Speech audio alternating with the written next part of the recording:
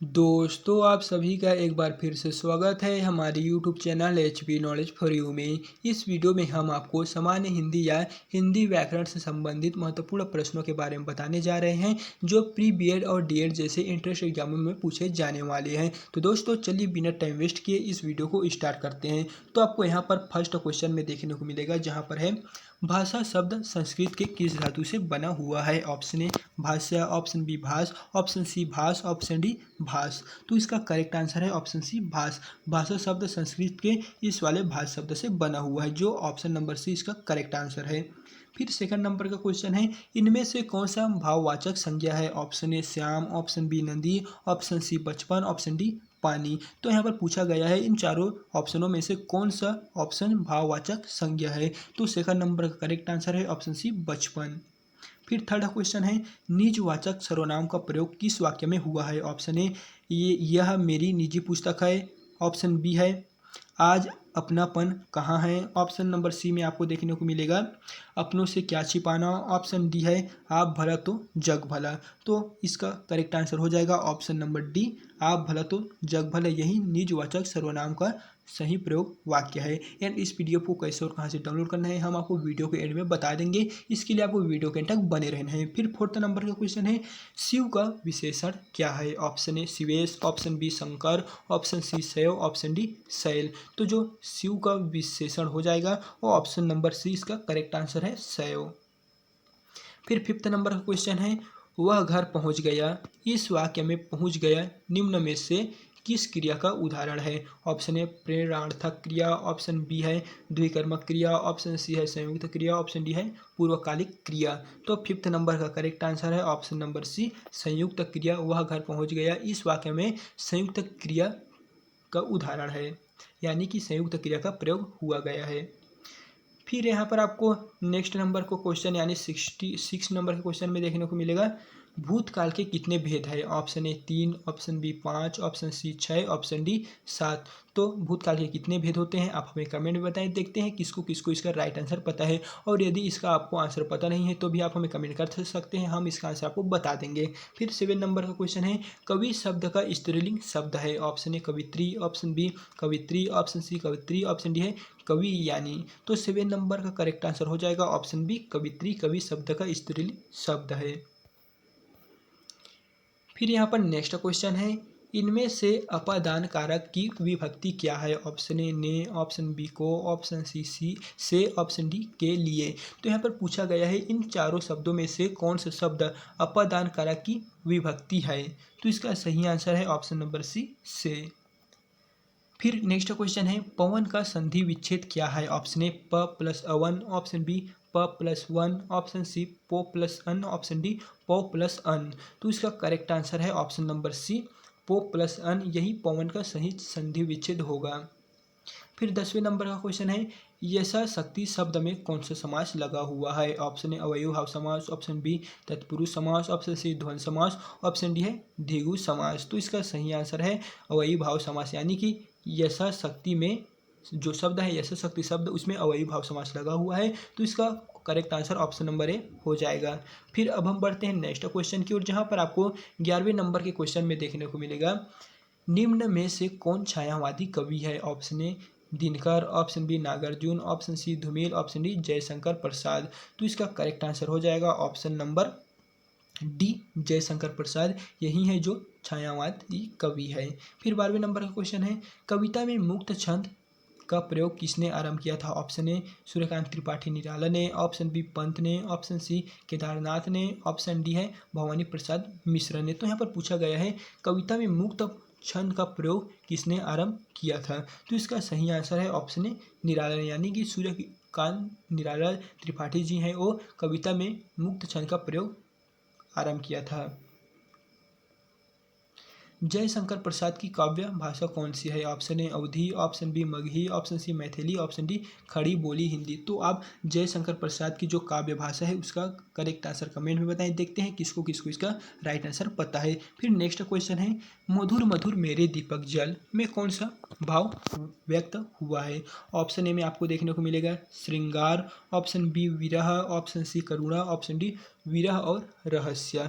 तो 14 नंबर का correct answer है ऑप्शन डी, विरह और रहस्य।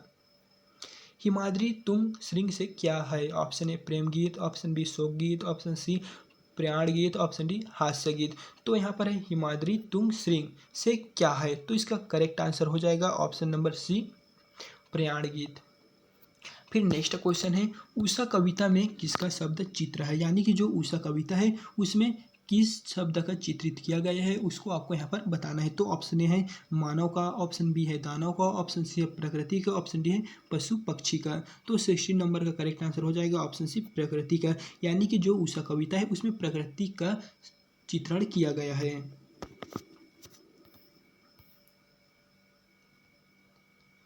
जी हाँ हुजूर, मैं गीत बेचता हूँ किस कविता की पंक्ति है? ऑप्शन ए रोटी, option B Usha, option C स्वदेशी, ऑप्शन सी है स्वदेशी शासक, ऑप्शन आपको डी में देखने को मिलेगा गीत फरोश। तो यहाँ पर पूछा गया है जी हाँ हुजूर, मैं गीत बेचता हूँ, उक्त पंक्ति जो है वो कौन सी कविता से लिया गया है?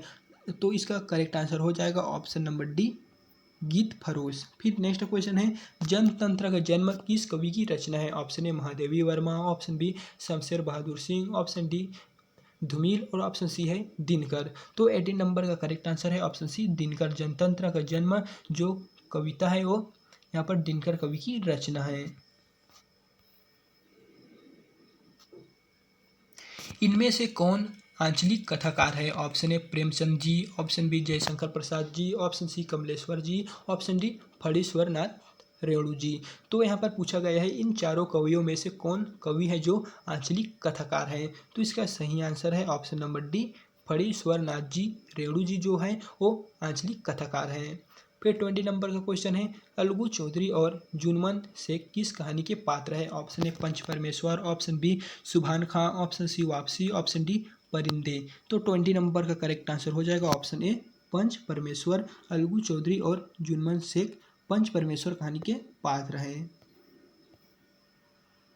फिर नेक्स्ट क्वेश्चन है 21 नंबर का, सरकार मौज बहार की एक घड़ी एक लंबे दुखपूर्ण जीवन से अच्छी है किस कहानी के पात्र का कथन है? ऑप्शन ए पंच परमेश्वर, ऑप्शन बी सुभान खां, ऑप्शन सी दो कलाकार, ऑप्शन डी मधुआ। तो 21 नंबर का करेक्ट आंसर है ऑप्शन नंबर डी, मधुआ। यानी कि जो यहाँ पर पूछा गया है सरकार मौज बहार की एक घड़ी एक लंबे दुखपूर्ण जीवन से अच्छी है, यह मधुआ कहानी के पात्र का कथन है। फिर नेक्स्ट क्वेश्चन है, इनमें से कौन सी कहानी चरित्र प्रधान है? ऑप्शन ए परिंदे का की, ऑप्शन बी सुभान खां की, ऑप्शन सी है दो कलाकार की, ऑप्शन डी है दिल्ली में एक मौत की। तो 22 नंबर का करेक्ट आंसर है ऑप्शन बी, सुभान खां की यहाँ पर कहानी है जो चरित्र प्रधान है।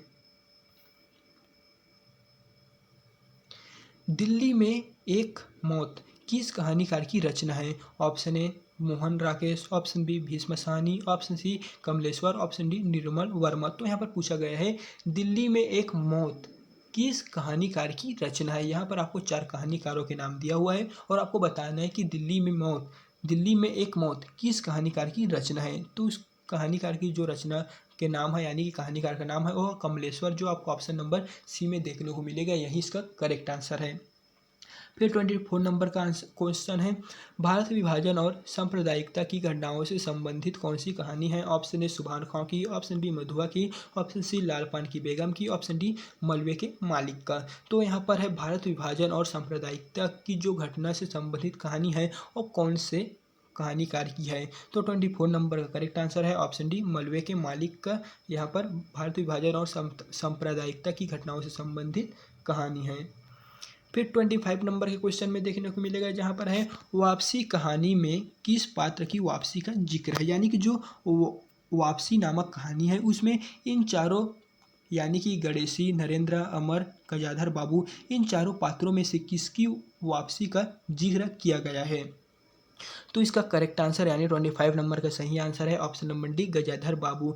वापसी जो कहानी है उसमें गजाधर बाबू जो पात्र हैं उसी की वापसी की जिक्र इस वापसी नामक कहानी में किया गया है। तो दोस्तों ये था मोस्ट 25 इंपॉर्टेंट MCQ क्वेश्चन जो एग्जाम में आने वाले हैं या फिर एग्जाम में आने के लिए 100% संभावना है। एंड अगर आप इन सभी क्वेश्चनों को अच्छे से पढ़ लेते हैं तो इससे बाहर के कोई भी क्वेश्चन नहीं आएगा। एंड इस PDF को हम टेलीग्राम में प्रोवाइड कर देंगे जहां से आप बड़ी आसानी से इन सभी PDF को डाउनलोड कर पाएंगे। एंड आपको किस टॉपिक पर वीडियो चाहिए आप हमें कमेंट कर सकते हैं, हम जल्द से जल्द उस टॉपिक पर वीडियो बनाने का प्रयास करेंगे।